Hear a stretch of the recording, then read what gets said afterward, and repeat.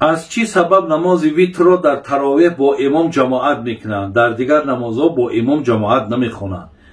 این در مذهب خود مانای برادر عزیز و گرامی که مادامی که مجتهدای مذهب گفتن که نماز تراویح خودش سنت ای، وقتی ایرا که جماعت میکنن و نماز ویتر که در مذهب خودمان حکم واجب داره، به خاطر آنه که مقصد واجب منزلت و مرتبهش ای سنت بالاتر است، برای خاطر ویتر هم جماعت میکنن.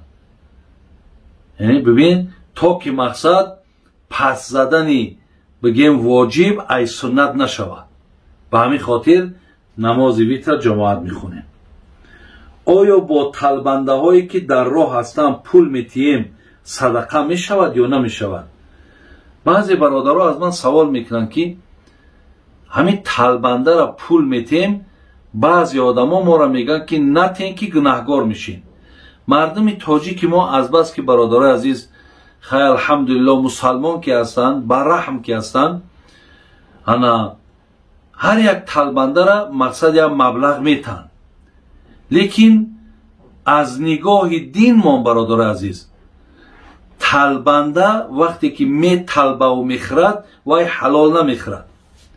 اگر یاد داشته باشین در دوره های حکومت سویتی از جوگی مقصد چایشان میدادن، نانشان میدادن، یگان متریالشان میدادن، همون وقت سودا دا میموندن مردم نمیخرید، میگفت که فقیری میاره، کمبغلی میاره، برای که مردم همیشه تعلیم کردن که وقتی یک چیزی را که آدم طلبید او دیگه حرامه، او را فروختن در اجازت نداره.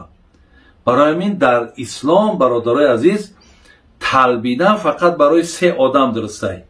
یکم کسی که در گردنش خونبه ها، یعنی یک آدم برادر نافهمیده وقتی به قتل میرسونه با ماشین میزنش که میبره، در شریعت باید 100 شتر حق خونی همو گفته برده در صاحب مرده بتن.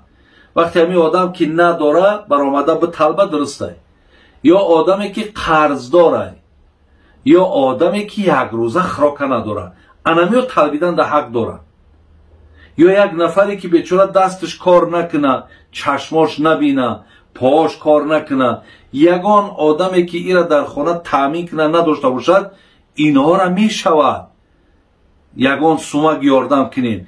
لیکن این نفرهایی که امروز برادرای عزیز طلبیدن کسب کردگیان، برای چی من بسیاری وقت میگم که همین کودکایی که میدوام پول میگن نتینشون که شما یک باره همونو را عیباد و بخار میبرورین، او آمخته میشود، با همون سومیت میرود، تمامی کار میکنه، دیگر او کار به گردن نمیگیره، خواندن به گردن نمیگیره، فقط طلبیدن قطعی.